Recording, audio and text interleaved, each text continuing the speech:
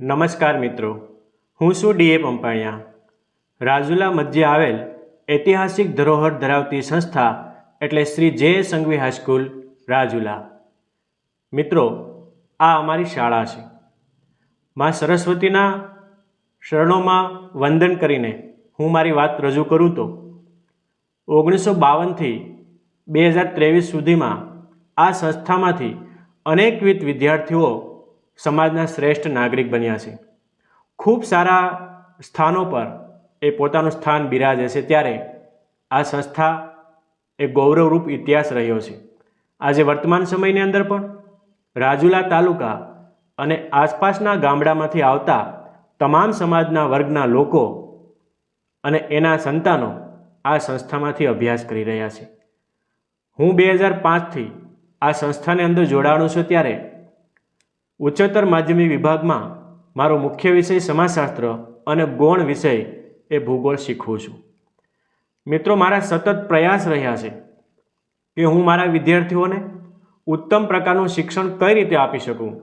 એના માટે હું સતત ચિંતિત રહું છું. મારા કન્ટેન્ટથી મારા વિદ્યાર્થીઓને સંતોષ મળે એ જ હું પ્રાર્થના કરું છું. સમાજના શ્રેષ્ઠ નાગરિકો કઈ રીતે બને એના માટે મેં ડિજિટલ ટેકનોલોજીનો ઉપયોગ કર્યો અને ઓનલાઈન શિક્ષણ આપવાની શરૂઆત કરી. મારી પોતાની યુટ્યુબ ચેનલ ઉપરથી મારા વિદ્યાર્થીઓને સમાજની અંદર કદમ મિલાવી શકે એ હેતુથી શ્રેષ્ઠ શિક્ષણ આપી શકાય, ઉત્તમ પ્રકારની એક્ટિવિટી કરી શકે અને સોશિયલ મીડિયા અને ઇન્ટરનેટના મીડિયાથી એ વિદ્યાર્થીઓ આગળ વધે એ જ હેતુ એ મારો રહ્યો છે. કરવાનો છે કે અફવાઓનું મનોવિજ્ઞાન કેવું હોય. ઘણીવાર આપણે નકારાત્મક વાતો છે એ તાત્કાલિક સમાજની અંદર ફેલાતી હોય. એ નકારાત્મક વાત કઈ રીતે ફેલાય છે એનું ઉદાહરણ આજે આપણે લેવાનું છે. હું એક વાત અહીંથી શેર કરીશ કલસરિયાથી લઈ, અને એ વાત ફરી પાછી કલસરિયા સુધી પહોંચે એ વાત શું હશે. તમારે જે વાત રજૂ કરવામાં આવે ફટાફટ બીજા વ્યક્તિને કાનમાં કહી દે, કોઈ સાંભળે નહીં. બાકીનો વિદ્યાર્થી બાજુમાં બેઠો વિદ્યાર્થી સાંભળે નહીં એ રીતે તમારે એ વાત શેર કરવાની છે. અને અહીંથી શરૂ કરી અને ફરી પાછી અહીંયા આવશે ને ત્યાં સુધીની અંદર કેટલું એની અંદર ભેળસેળ થયું હશે ને એ આપણે ખબર પડશે. ઓકે, ચાલો ડર બંધ કરી દો. મારું નામ પરમાર દોશ છે. હું ધોરણ 11માં અભ્યાસ કરું છું. પંપણીયા સર અમારા શિક્ષક છે કે જે અમને છે ને ઓફલાઈન સ્કૂલે ભણાવી. કોઈ કાયદેસર અમે જો ઘરે રહી ગયા હોય કે કોઈ ધાર્મિક પ્રસંગમાં રહ્યા હોય તો અમારે ઓનલાઈન વિડીયો જોવા હોય તો અમે એની ચેનલ ઉપરથી ઓનલાઈન વિડીયો જોઈ શકીએ છીએ. એમાંથી અમને ખૂબ મોટિવેશન મળે છે. અમે જ્યારે કોઈ પણ બહાર ગામ ગયા હોય અને ત્યારે અમે પંપણીયા સાહેબના વિડીયો જોઈએ કે અને ત્યાં અમે ઓફલાઈન ન ભણી શકીએ તો અમે ઓનલાઈન ભણી શકીએ છીએ. ધોરણ 11માં અભ્યાસ કરું છું. પંપણીયા સાહેબ જે ઓનલાઈન એજ્યુકેશન ચલાવે છે તેમાં અમને ઘણો બધો ફાયદો થયો છે. કોરોના કાળમાં ઓફલાઈન સ્કૂલ નથી અને ઓનલાઈન સ્કૂલ હતી ત્યારે અમને ઘણો બધો ફાયદો થયો છે. તેમાંથી અમે શીખી શકીએ. ક્યારેક કારણોસર અમે સ્કૂલે ગેરહાજર રહ્યા હોય તો અમે યુટ્યુબમાંથી પંપણીયા સાહેબના વિડીયો જોઈને અમને ઘણા મદદરૂપ વિડીયો થયા છે.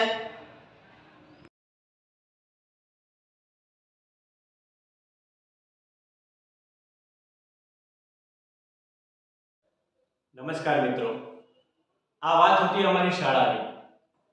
હવે આજે જે હું વાત કરવા જઈ રહ્યો છું તે છે જિલ્લા શિક્ષણ અને તાલીમ ભવન અમરેલી એજ્યુકેશનલ ઇનોવેશન ફેસ્ટિવલ 2022-23. તાલુકા કક્ષાએ એસવીએસ કક્ષાએથી મારી જ્યારે નિમણૂક થઈ છે ત્યારે જિલ્લા કક્ષાએ મારી કૃતિને રજૂ કરવાનો મોકો મળ્યો છે. ત્યારે હું જિલ્લા શિક્ષણ અને તાલીમ ભવન અમરેલી, જિલ્લા શિક્ષણ અધિકારી શ્રી અમરેલી અને તમામ કર્મચારીઓ આ એજ્યુકેશન ઇનોવેશન ફેસ્ટિવલ સાથે સંકળાયેલા છે તેનો હું સહૃદય આભાર વ્યક્ત કરું છું. મિત્રો, વાત એ કરવી છે કે શિક્ષણની અંદર નાવીન્યકરણ ઘણા બધા શિક્ષકો કરતા હોય છે, પરંતુ નાવીન્યકરણ એક કંઈક અલગ પ્રકારની વસ્તુ આપણે જ્યારે પીરસીએ છીએ વિદ્યાર્થીઓને, તમે શું નવું કરી રહ્યા છો અથવા વિદ્યાર્થીઓ શું નવું કરી રહ્યા છે તેનાથી તમારા પરિણામ શું આવ્યા છે તે વિશે થોડીક માહિતી હું મારા વિષય સંદર્ભે કહેવા માંગુ છું. મારો વિષય છે શિક્ષણમાં નાવીન્યકરણની અંદર ડિજિટલ શિક્ષણમાં શિક્ષકની ભૂમિકા.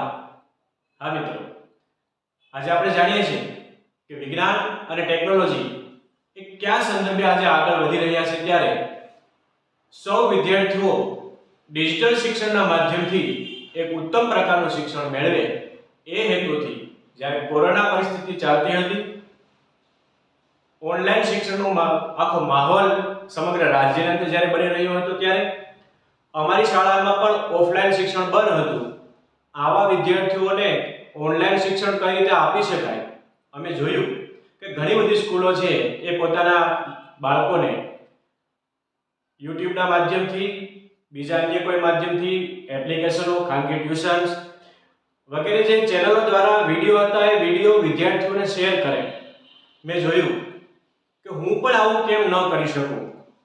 બીજા શિક્ષકોએ બનાવેલા વિદ્યાર્થીને આપણે જ્યારે વિડીયો અપલોડ કરીને આપીએ છીએ, ત્યારે આપણે ખુદની પોતાની એક ચેનલ હોય, ખુદના બનાવેલા વિડીયો હોય, આપણી પાસે જે કન્ટેન્ટ છે, વિષય તરીકેનું જ્ઞાન છે, આ જ્ઞાનનો આપણે ડિજિટલ ટેકનોલોજીના માધ્યમથી ઉપયોગ કરીને આપણા વિદ્યાર્થીને કેમ ન આપી શકાય.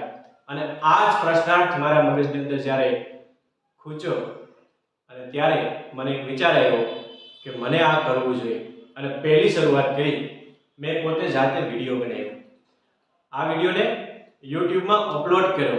ચેનલ કઈ રીતે બનાવવી, ચેનલને મોનેટાઇઝ કઈ રીતે કરવી, આ કોઈ આઈડિયા ન હતા. પરંતુ જેમ જેમ મારો અનુભવ વધતો ગયો, એમ એક ઉત્તમ પ્રકારનું શિક્ષણ એ ડિજિટલ શિક્ષણના માધ્યમથી મેં વિદ્યાર્થીને મારા પોતાના વિડીયો, મારા લેક્ચર, સમાજશાસ્ત્ર અને ભૂગોળ હાયર સેકન્ડરીની અંદર જ્યારે હું 2 વિષય શીખવતો હું, ત્યારે આ બધા જ વિદ્યાર્થીને ખૂબ ઉત્સાહપૂર્વક વિડીયો તૈયાર કરી અને એ વિદ્યાર્થીઓને મેં શેર કર્યા. અને પછી તો બસ ડિજિટલ શિક્ષણનો એક માહોલ એવો બન્યો કે દિવસે દિવસે નવી નવી ટેકનોલોજીની અંદર હું એડ કરતો ગયો. અને આજે મિત્રો મારી પોતાની ચેનલ ઉપર 350 કરતા વધારે વિડીયો એજ્યુકેશન લગતા છે. આખું સમાજશાસ્ત્ર, આખું ભૂગોળ માત્ર ખાલી એક જ PDF ની અંદર વિદ્યાર્થીઓને કઈ રીતે આપી શકાય એટલું જ નહીં, પણ ડિજિટલ ટેકનોલોજીના માધ્યમથી એક જ PDF ની અંદર એક ચેપ્ટરના બધા વિડીયો લેક્ચર, આ વિડીયો લેક્ચર પૂરા થાય એટલે એના IMP પ્રશ્નો, એના MCQ, આટલું જ નહીં, બોર્ડ દ્વારા તૈયાર કરેલી બ્લુપ્રિન્ટ, પ્રથમ પરીક્ષાની બ્લુપ્રિન્ટ, બોર્ડ દ્વારા લેવામાં આવતી એકમ કસોટીઓ, આ ઉપરાંત આદર્શ પ્રશ્નપત્રો અને બોર્ડ દ્વારા લેવામાં આવતા ગુજરાત માધ્યમિક શિક્ષણ બોર્ડ જે વાર્ષિક કસોટીઓ લે છે એના જેટલા આદર્શ પ્રશ્નપત્રો છે એ બધા જ એની અંદર મૂક્યા, એને ડિજિટલ રૂપની અંદર રૂપાંતરિત કર્યા અને એક જ PDF ની અંદર. અને આ QR કોડ જે છે, વિદ્યાર્થીને QR કોડ આપ્યા. અમારી શાળાની અંદર મિત્રો છેવાડાના વિસ્તારમાંથી આવતા ગરમ મધ્યમ વર્ગના બાળકો કે જેની પાસે એક સમયે સ્માર્ટફોન ન હોય, અને મારા વિદ્યાર્થીઓ આ કઈ રીતે અભ્યાસ કરી શકશે એ વિચારથી યુટ્યુબની ચેનલમાં વિડીયો અપલોડ કરી દીધા. એને લિંક શેર કરું. જ્યારે એના મમ્મી પપ્પા એ મજૂરી કામ કરતા હોય, રાત્રિના સમયે ઘરે આવે ત્યારે જ માત્ર વિદ્યાર્થીને મોબાઈલ આવે. ગુજરાત વર્ચ્યુઅલ ક્લાસ ચાલુ હતા, પણ એનો સમય ટાઈમ ટેબલ નિશ્ચિત હતું. એમાં વાલી પાસે મોબાઈલ હોય, બાળક ઘરે રહ્યો, ત્યારે શિક્ષણથી વંચિત હતા. તો એવા સમયે વિચાર કર્યો કે આને આ લિંક આપી દો, એ વિડીયોની અંદર શેર કરો, અને એ વિદ્યાર્થીઓ આ લિંક જોઈને રાત્રિના સમયે જ્યારે એના મમ્મી પપ્પા મોબાઈલ એને ફ્રી આપે ત્યારે આ વિદ્યાર્થીઓ એ અભ્યાસ કરી શકતા હતા. આ એનું ઉત્તમ પરિણામ એ આવ્યું. અને સાથે પછી QR કોડ, જે તેઓ સબ્જેક્ટ લેવાનો છે, દાખલા તરીકે મારી ચેનલ છે, આ એનો લોગો છે, આ ચેનલનો QR કોડ છે. આ QR કોડ વિદ્યાર્થીઓ પોતાના મોબાઈલની અંદર સ્કેન કરે એટલે આખી ચેનલ એની અંદર આવે. ત્યારબાદ એક નવો આઈડિયા આવ્યો, testword.com દ્વારા ઓનલાઈન ક્વિઝ કઈ રીતે તૈયાર કરવી. ઘણીવાર વિદ્યાર્થીઓને આપણે ક્વિઝ ક્લાસની અંદર લઈએ, 20 માર્ક, 30 માર્ક કે 50 માર્કની ક્વિઝ લીધી હોય, એના પેપરો કાઢવા શિક્ષકે, એના પેપરો બનાવવા, એને પેપર વિદ્યાર્થીને આપવા, એના માટે વિદ્યાર્થીનો સમય ફાળવવો, વિદ્યાર્થીઓ પેપર લખે, આ પેપરને આપણે કલેક્ટ કરીએ, કલેક્ટ કરેલા પેપરને શિક્ષક ઘરે જઈને જોવે અને પછીનું રિઝલ્ટ વિદ્યાર્થીને આપે. ખૂબ સમય લાગે એની અંદર, પરંતુ એને પણ મેં ડિજિટલ રૂપની અંદર રૂપાંતરિત કરી અને મેં સર્ચ કર્યું ગૂગલ ઉપર ઘણું બધું, અને એમાં એક testmod.com નામની જે એક વેબસાઇટ છે, આ વેબસાઇટ ઉપરથી ઓનલાઈન ટેસ્ટ આપણે જાતે બનાવી શકાય. આ ટેસ્ટની અંદર તમે જે પ્રશ્ન એની અંદર સમય લાગે છે મિત્રો, ટેસ્ટ બનાવવા પાછળ સમય આપણે લાગે છે ઘણો, પરંતુ એકવાર ટેસ્ટ બની ગયા પછી આજે ઘણા બધા લોકોને આપણે શેર કરી શકીએ છીએ. એની અંદર પ્રશ્ન સેટ કરી શકાય, પ્રશ્નોના વિકલ્પો 4 આપી શકાય, ટ્રુ અને ફોલ્સ આપી શકાય, શોર્ટ નોટ મૂકી શકાય અને એના માર્ક આપણે જેટલા સેટ કરવા હોય. આ ઉપરાંત વિદ્યાર્થીને પ્રોત્સાહન મળે માટે છેલ્લે એને પાસ થયા છે અથવા તો પ્રયાસોની જરૂરિયાત છે, વધારે માર્ક આવ્યા તો કોંગ્રેચ્યુલેશન, આવા અનેક મુદ્દાઓ મૂકીને વિદ્યાર્થીને અમે પ્રોત્સાહિત કર્યા છે. આ ડિજિટલ શિક્ષણના રૂપની અંદર ફેરવીએ. બીજી બાબત કે ડિજિટલ શિક્ષણના માધ્યમથી જ્યારે હું સર્વે હાથ ધરતો કોઈ પણ, હમણાં તાજું સર્વે એક મારી YouTube ચેનલ પર મૂકેલો છે, હાયર સેકન્ડરીના વિદ્યાર્થીઓમાં ટ્રાફિક જાગૃતતા. 11મા ધોરણના 12મા ધોરણના વિદ્યાર્થીઓ જ્યારે સ્કૂલે આવતા હોય ત્યારે ગાડી લઈને આવે છે, બાઇક લઈને, તો એ ટ્રાફિકના નિયમોથી કેટલા જાગૃત છે એનો આખો એક સર્વે કરાયો અને એ સર્વેને ડિજિટલ રૂપના માધ્યમથી YouTube ની અંદર એ વિડિયો શેર કર્યા. ટ્રાફિક અવેરનેસ જે આપણી સંસ્થાઓ છે, પોલીસ સંસ્થા છે વગેરેને લક્ષ્યમાં રાખીને આ બધા નિયમોથી લોકોને માહિતગાર કર્યા. એ વિદ્યાર્થીઓ જેની સાથે 10 વિદ્યાર્થીઓને પસંદ કર્યા છે એના વાલીને પણ આ વિડિયો શેર કરવામાં આવ્યા અને એની જાગૃતતા વિશે પણ એના મંતવ્યો લેવામાં આવ્યા અને એ જાગૃતતા વિશે એના જે કાર્યથી વાલીઓ પણ ઘણા ખુશ થયા. અને આ રીતે દિવસે દિવસે મારું એજ્યુકેશનલ જે ડિજિટલ છે એ જુદા જુદા રૂપની અંદર પરિવર્તન પામતું ગયું.